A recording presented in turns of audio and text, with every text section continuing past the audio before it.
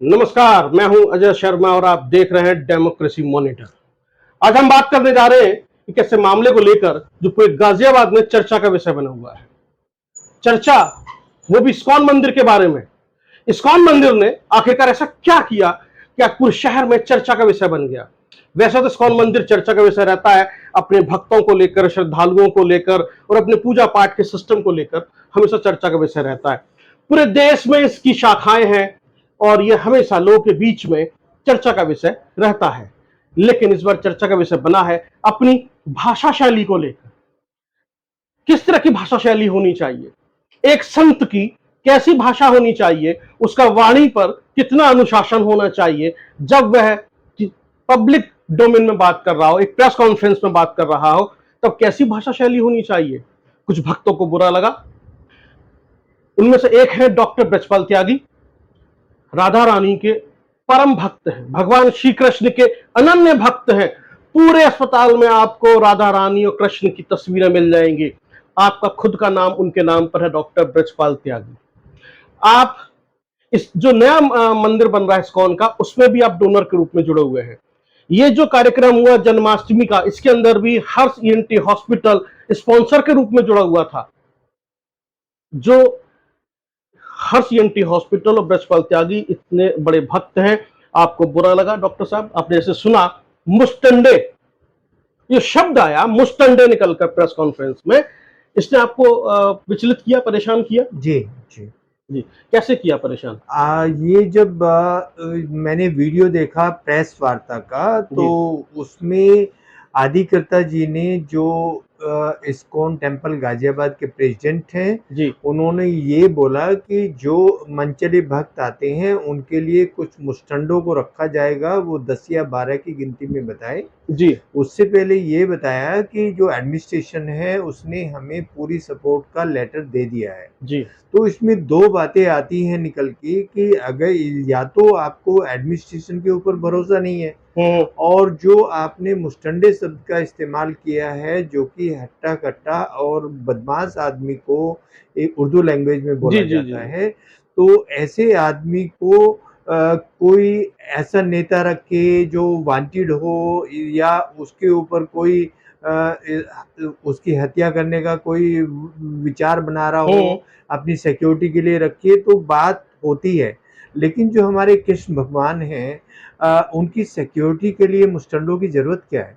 वो तो हर दिल में बसते हैं, इवन मुस्टंडे के दिल में भी बसते हैं। जो वो आदमी हैं, जो भी ये रखने की कोशिश कर रहे थे, वो क्या जो हमारे भक्त आएँगे मंदिर के दर्शन करने, उनके साथ हाथापाई भी कर सकता था।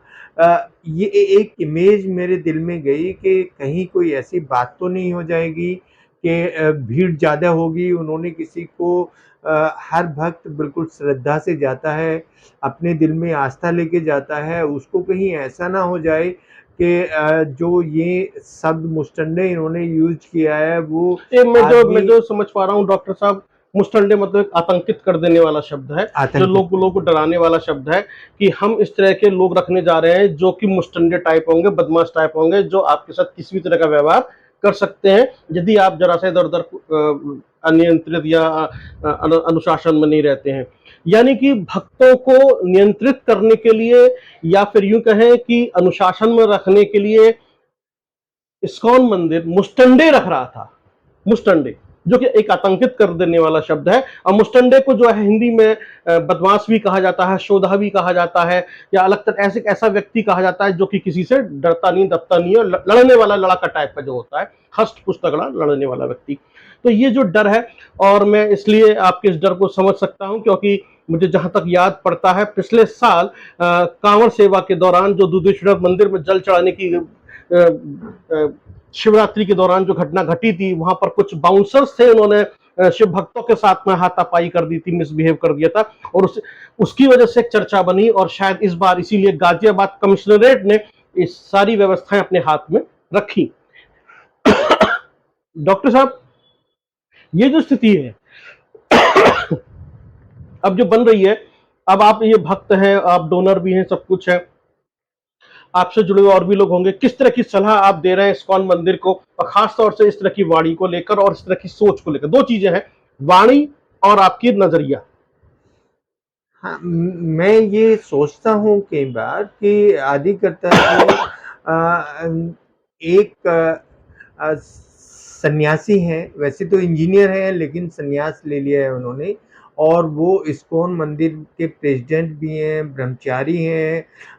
वो इतनी बुक्स पढ़ते हैं जो इस्कॉन की हैं, सनातन की हैं, और उसके बावजूद अगर इस तरह का शब्द उनके मन में आता है, तो या तो ये गाज़ियाबाद की कल्चर है कि यहाँ इस तरह के लोग रहते हैं चारों तरफ, तो उनको भी ये आदत पड़ गई है कि इस तरह के शब्द उनके दिल और दिमाग पे छा गए हैं। एक होता है जो इम्पैक्ट अपने गुरु का, वो एक्चुअल में जो मैंने देखा यहाँ पर, उसमें कहीं मुझे कमी लगी जो उनका इनविटेशन कार्ड था। जी। उसमें जो उनके वो एक गुरु हैं और पश्चिमी उत्तर प्रदेश के पूरे इस्कॉन के प्रभारी हैं माननीय सुंदर गोपाल प्रभु। वो यहाँ कम से कम 10-12 दिन से इस्कॉन टेम्पल में हैं गाज़ियाबाद में। जी। पूरे उत्तर प्रदेश को छोड़कर, पूरे बिहार को छोड़कर वो गाज़ियाबाद में है। उनका ना तो किसी कार्ड पे कोई नाम है, ना फ़ोटोग्राफ है, ना उनकी कहीं चर्चा है। तो मुझे ऐसा लगता है कि जिनके थ्रू हम इस्कॉन में घुसे, जी। मैं तो उन्हीं को गुरु मानता हूँ अपना, माननीय सुंदर गोपाल जी को। वो यहाँ आए भी हैं अस्पताल में, ये अच्छा हुआ कि उनके चरण यहाँ पड़े, पर उनके थ्रू मैं इस्कॉन से जुड़ा, और उनका जब मैंने कहीं नाम नहीं देखा और ये इस तरह के जो वीडियो आए, तो ये दोनों चीज़ें ने मुझे हर्ट किया कि ऐसा नहीं होना चाहिए। जो हमारे सीनियर संत हैं उनका कहीं नामो-निशान नहीं है। हर जगह आदिकर्ता जी के फ़ोटो हैं, आदिकर्ता जी का नाम है, और आदिकर्ता जी ही इस तरह का कुछ बोल रहे हैं प्रेस कॉन्फ्रेंस में। तो ये मुझे बड़ा अटपटा लगा, और फिर मैंने निश्चय किया कि इस बार जन्माष्टमी में मैं जो भी प्रोग्राम होंगे वो सब टीवी पर देखूँगा, मैं मंदिर नहीं जाऊँगा। जी। बहुत बड़ी बात आपने उठाई है डॉक्टर ब्रजपाल त्यागी जी, कि इस्कॉन मंदिर के अंदर सब कुछ ठीक नहीं है। कुछ तो अंदर खाने ऐसा चल रहा है जो कि लोगों को चिंतित कर रहा है, परेशान कर रहा है, और आपने उसकी तरफ ध्यान आकर्षित किया है जैसे सुंदर गोपाल जी का आपने जिक्र किया। यानी कि इस्कॉन मंदिर भी अब एक गुटबाजी का या फिर राजनीति का अखाड़ा बन गया है, और यहाँ पर भी इस तरह की खबरें बाहर निकलकर अब आनी शुरू हो जाएंगी, जैसा कि हम अक्सर दूसरे मंदिरों से पंडों के बारे में सुनते हैं कि अपने वर्चस्व के लिए वो लड़ रहे हैं। ऐसा कुछ यहाँ पर दिखाई दे रहा है। यदि सुंदर गोपाल जी को इग्नोर किया जा रहा है और भक्त इस बात से नाराज हैं, आहत हैं, तो क्या आखिरकार होने वाला क्या है इस्कॉन मंदिर के अंदर? और एक हमने इस्कॉन मंदिर के अंदर एक बिजनेसमैन को, बीजेपी के नेता को भी प्रेस कॉन्फ्रेंस में बैठे हुए देखा, जहां पर वो संजीव गुप्ता जी का मैं जिक्र कर रहा हूं। तो ये संजीव गुप्ता जी का यहाँ होना, फिर इस तरह से ये सब कुछ होना, फिर सुंदर गोपाल जी का ना होना, तो मैं जो समझ पा रहा हूं और आप जो समझ रहे हैं कि कुछ ना कुछ तो अंदर है ऐसा जो कि एक राजनीतिक ग्राउंड बना हुआ है और गुटबाजी हो रही है, कुछ पक रहा है अंदर।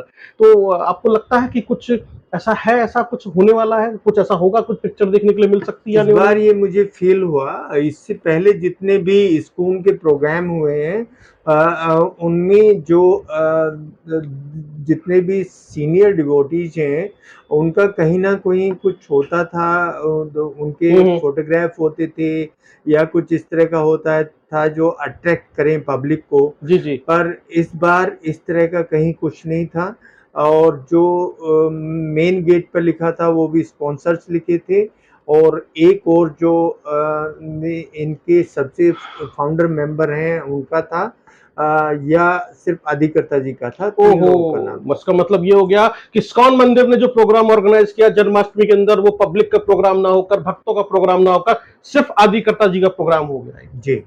और उन्होंने अपने आप को वहां पोर्ट्रेट किया कि सब कुछ करने वाला स्वयंभू मैं ही हूं, मैं ही कर रहा हूं, और बाकी सब मेरे स्पॉन्सर्स हैं। तो ये जो बातें हैं इस्कॉन मंदिर से जुड़ी हुई गाजियाबाद के, ये भक्तों को परेशान कर रही हैं, आहत कर रही हैं, उनको विचलित कर रही हैं, और उनको डर है कि अंदर खाने कुछ ना कुछ ऐसा हो रहा है जिसका खामियाजा गाजियाबाद के भक्तों को उठाना पड़ सकता है, क्योंकि सुंदर गोपाल जी को नजरअंदाज कर देना कहीं भारी ना पड़ जाए इस्कॉन गाजियाबाद को, ऐसा कुछ ऐसे कुछ अंदेशा सा दिखाई दे रहा है। डॉक्टर साहब, आपने तो ये भी कहा, दूसरा वाणी की हम बात कर रहे थे, जिस तरीके से वहां बैठ के बात कर रहे हैं, तो दो चीजें आई। एक तो ये भी चीजें हैं, आपको लगता है कि एक संत को इस तरह की पब्लिक डोमेन में इस तरह की भाषा का इस्तेमाल करना चाहिए? मुस्टंडे शब्द को मैं वापस उसी पर ला रहा हूँ। नहीं, मेरे विचार से जो एक संत होता है उसको अपनी वाणी को बिल्कुल पूरा कंट्रोल करके, जी। और जब हम एक पब्लिक डोमेन में कुछ वक्तव्य दे रहे हैं तो उस पे पूरा संयम होना चाहिए, पूरा कंट्रोल होना चाहिए। एक्साइटमेंट अगर संत को है तो वो ठीक नहीं है, या इस तरह का लैंग्वेज पे अगर कमांड नहीं है तो वो ठीक नहीं है। और वो भी जब हम प्रेस कॉन्फ्रेंस कर रहे हैं, पब्लिक डोमेन में आपका वीडियो जा रहा है, तो ये सब जो चीज़ें हैं ये सब ठीक नहीं लगती हैं। और जो एक इम्प्रेशन जाता है इस्कॉन के भक्तों के ऊपर, कि जो अध्यक्ष हैं जिनका इतना बड़ा पद है यहाँ गाजियाबाद में, अगर वो इस तरह की लैंग्वेज इस्तेमाल करेंगे तो फिर क्या हमें उस संस्था से जुड़े रहना चाहिए या उससे नहीं जुड़े रहना चाहिए? फिर ये चीज़ें मन में आने लगती हैं। जी, यानी कि एक तरीके से जो इस्कॉन मंदिर है उसकी क्रेडिबिलिटी जो है वो साख जो है दांव पे लग जाती है। संत वो भी ऐसा, जब वो भगवा वस्त्र धारण कर लेता है, सनातन धर्म के लिए बैठा होता है, तब उससे उम्मीद की जाती है कि उसकी वाणी पर संयम होगा, उसके व्यवहार में अनुशासन होगा, और उसकी वैचारिक स्तर पर जो भी वो बातें या विचार अपने पब्लिक डोमेन में डिलीवर करेगा वो बहुत ही संतुलित होंगे। उसमें ऐसे शब्दों का समावेश नहीं होगा जो कि दूसरों को आलोचना करने का मौका दे और सनातन धर्म को या हिंदू धर्म को किसी तरीके से प्रश्नों के कटघरे में खड़ा कर दे कि क्या कोई संत भी ऐसे बोल सकता है। क्योंकि यदि सनातन, आप जब बात करते हैं भगवान श्री कृष्ण की, तो वो संयम का ही प्रतीक है, जैसा कि हमने उनकी पूरी जीवन यात्रा को हम समझते हैं। यदि वो संयमी था, जहां पर वो काल के सामने खड़े हैं और फन पे नाच रहे हैं, संयम, धैर्य रखना। शिशुपाल के वध की कहानी भी जो 100 गलतियों को माफ कर देना, वो भी धैर्य और संयम की बात है।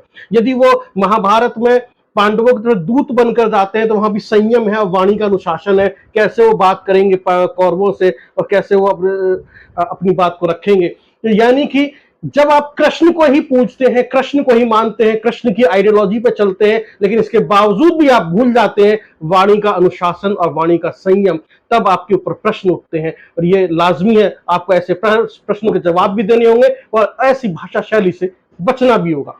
बहुत बहुत धन्यवाद डॉक्टर साहब हमसे बातचीत करने के लिए। आपने मुस्टंडे शब्द के ऊपर और एक संत की वाणी पर और अनुशासन पर अपने विचार रखे। धन्यवाद डॉक्टर साहब।